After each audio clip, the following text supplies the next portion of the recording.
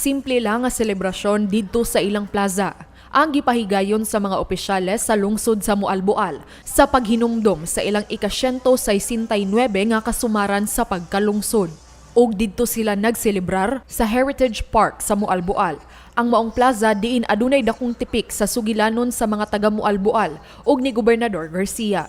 Matod ni Vice Mayor Inocentes Titing Cabaron, kaniadtong siya pa ang mayor sa panahon sa unang tulo ka termino ni Garcia. Si Garcia ang mitabang sa lungsod sa Mualboal nga ma-reclaim ang luna nga nahimutangan sa maong plaza karon.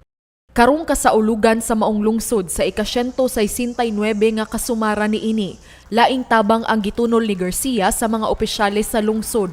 4 milyones ka pesos nga gamiton sa lungsod sa ilang mga priority projects nga matagamtaman sa katawhan sa dugay nga panahon. Ikaduhang grasya nga gihatod sa gobernador didto ni anang adlaw mao ang sulbad sa problema sa tubig sa barangay Basdiot.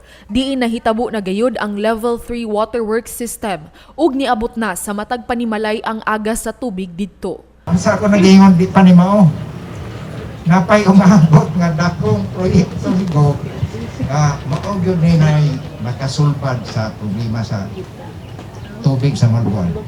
Ug busa magpadayon ang atong sugilanon.